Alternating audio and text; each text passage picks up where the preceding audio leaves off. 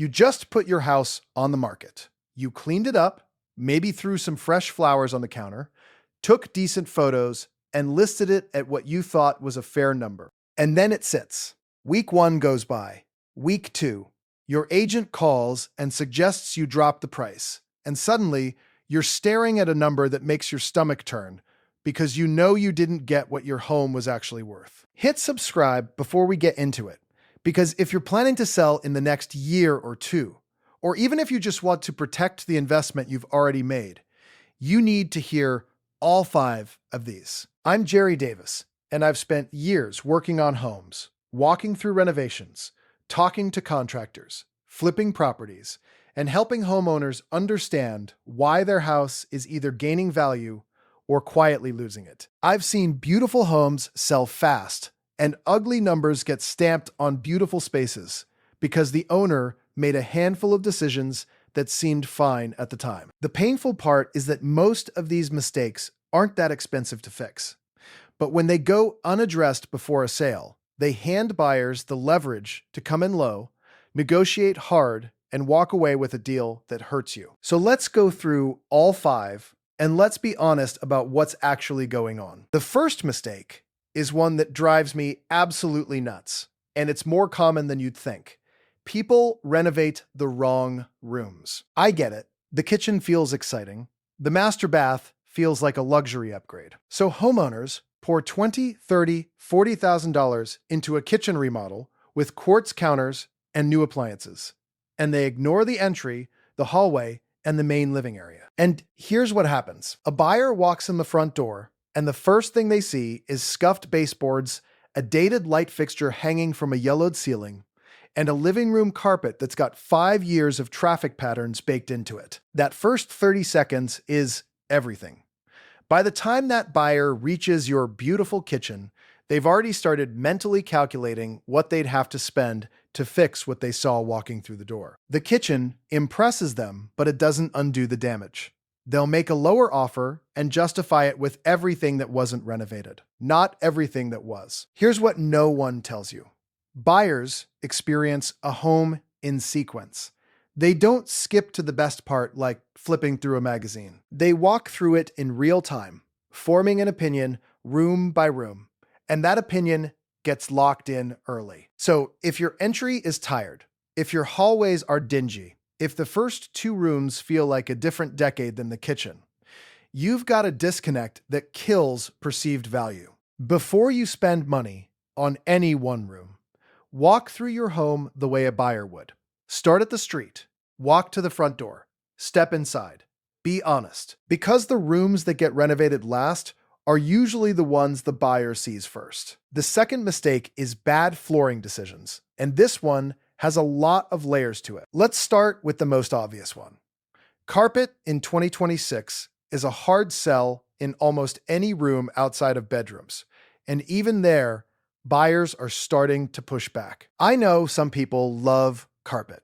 I know it feels soft and warm and cozy, but when a buyer sees carpet in a main living area, a dining room, or anywhere near a kitchen, they start doing math. How old is it? How much does it cost to replace? What's under it? And suddenly, your home feels like a project before they've even looked at the garage. If you've got carpet in the main living areas and you're planning to sell, pull it. What you find underneath is usually original hardwood that cleans up beautifully with a sand and refinish, or at worst, a subfloor that can handle a decent luxury vinyl plank. Either way, it's almost always worth doing before you list. Now let's talk about the other flooring mistake that's quietly costing sellers right now, and that's cheap luxury vinyl plank installed the wrong way. LVP is a great product. I'm not knocking it, but here's what people do. They go to a big box store, grab whatever is on sale, sometimes a product that's only 2 or 3 millimeters thick, and they install it over existing uneven subfloor without addressing the dips and humps underneath. Within a year or two, the floor starts clicking. The edges start lifting.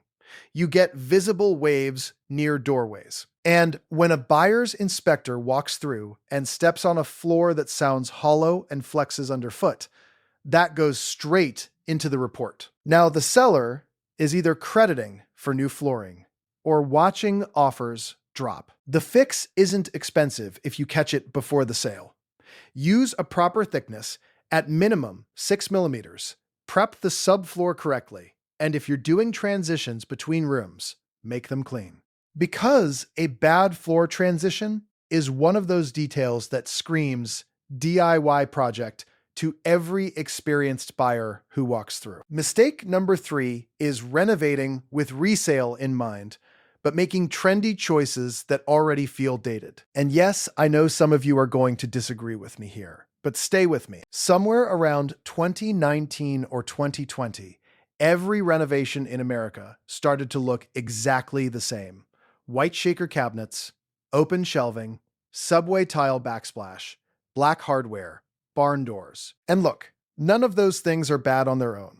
But when every single detail in a kitchen or bathroom screams a very specific moment in interior design history, buyers who've been shopping for a while start to feel like they're walking into the same house they've seen 6 times that week. And more importantly, the very trendy choices that felt exciting when you renovated are now the choices that date the home and push certain buyers away. This is where people mess up.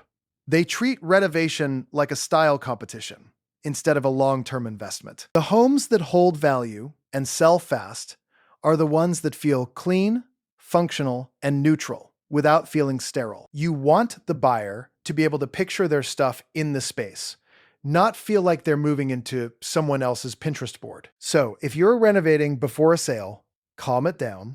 Neutral paint, consistent flooring throughout the main level, classic tile choices in a size that works with the room, hardware finishes that blend rather than demand attention.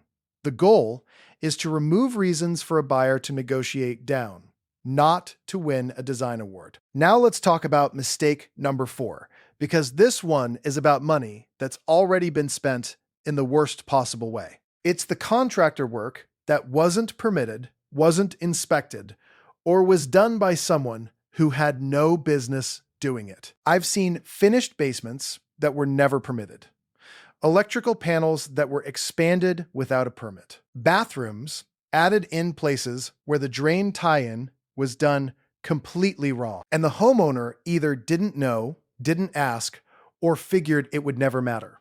It always matters. Buyers have home inspectors. Home inspectors find things. And when an inspector flags unpermitted work, you've got a problem that either kills the deal or costs you more to resolve than it would have cost to do it right the first time. Here's a pro tip that I give to every homeowner I work with. Before you list, pull your permit history. Your local municipality has a record of every permit ever pulled on your property.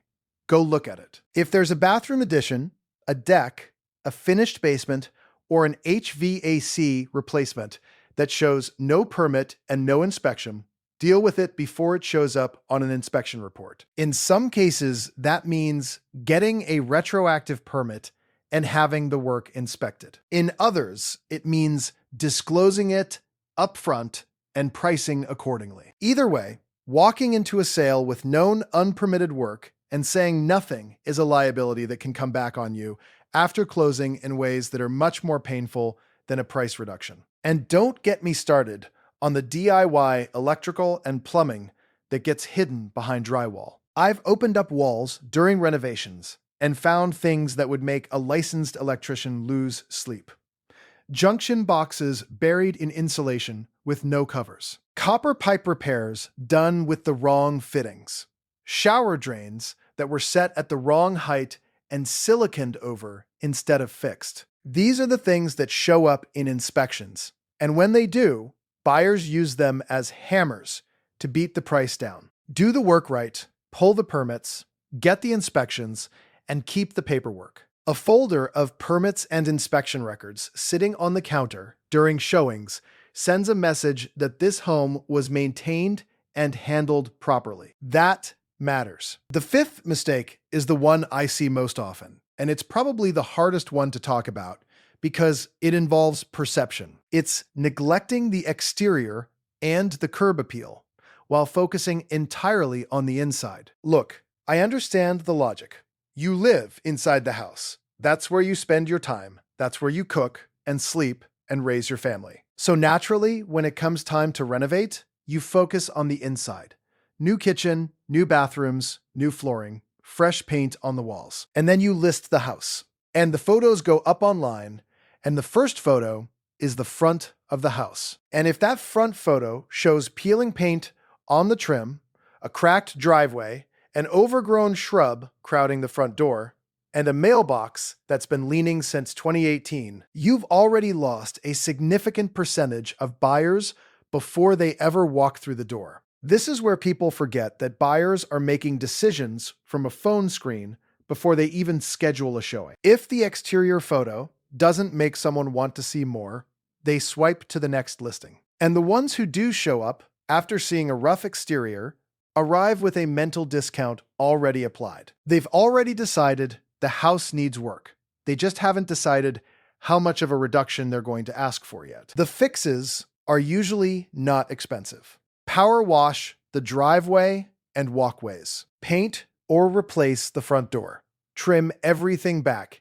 Add fresh mulch to the beds. Replace the light fixtures by the front door. Make sure the house numbers are visible and clean. These are afternoon projects that cost a few $100s and buy back thousands in perceived value. And while we're talking about the exterior, let's address something that sellers consistently underestimate, and that's the garage door. If your garage is visible from the street and that door is dented, faded, or just looks tired, it is dragging down the entire front elevation of the house. A garage door replacement is one of the highest return on investment projects in residential real estate.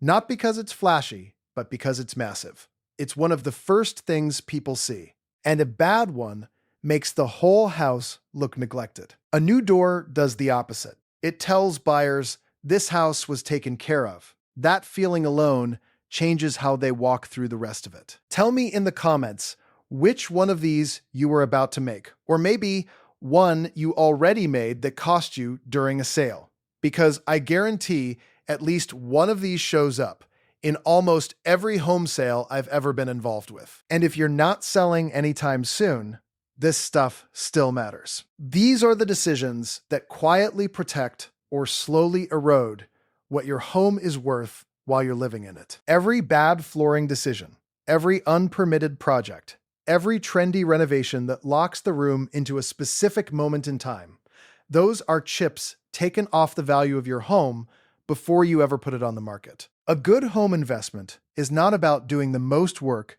or spending the most money. It's about making the right choices in the right order, understanding how buyers see your home, and never letting small problems quietly grow into big negotiations. Take care of the basics.